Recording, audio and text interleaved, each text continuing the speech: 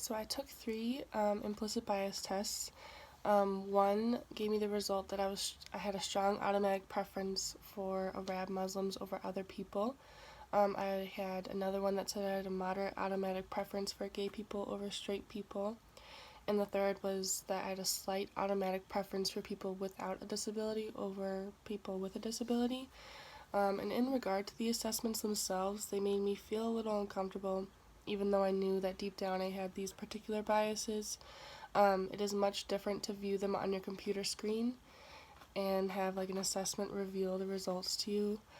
I was, however, surprised about my results about the strong automatic preference for Arab Muslims over other people, just because I feel strongly about enjoying the company of everybody that I'm with, not just the people of a particular group.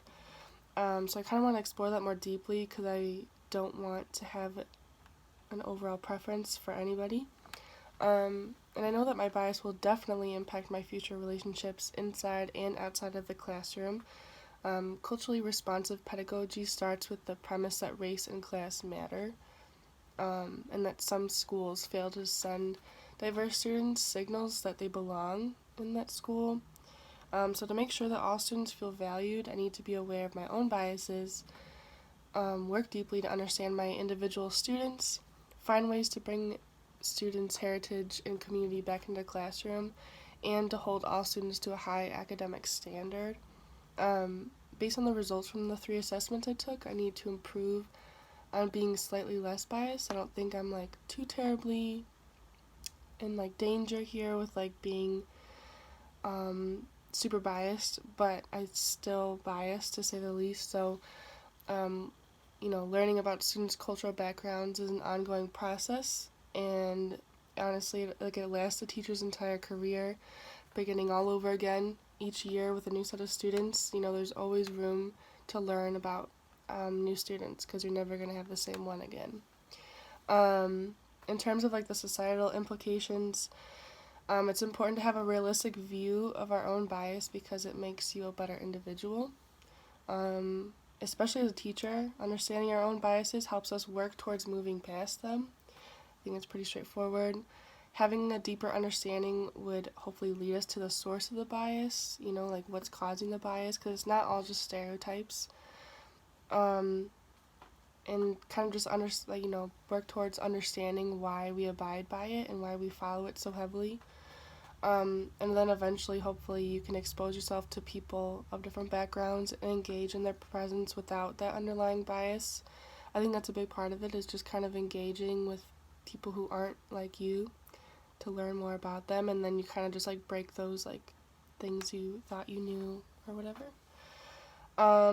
In terms of like the definitions and how the prejudice and discrimination in our education system exists, it obviously is still a problem in our schools, and it exists between not only students and students but teachers and students. I don't think it's as obvious as it used to be before civil rights laws and stuff like that, but there are implicit biases that peek through the cracks without anyone really realizing it, and I think that's obviously like a really big problem because it's kind of just like getting by just barely. And some teachers might not even realize that they're that they have a bias and that it shows.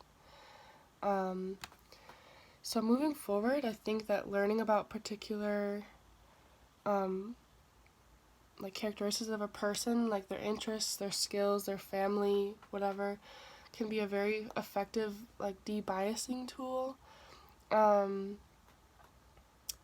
think that like this is like it's like a cognitive bias, like they come in all sizes and shapes. Like stereotypes are just one source of why we have a bias. So for example, we tend to remember and pay more attention to information that comes from our pre-existing beliefs.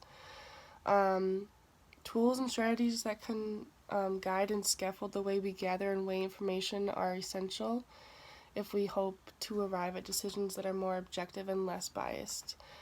Biases are like habits, to say the least, like it's just like habitual.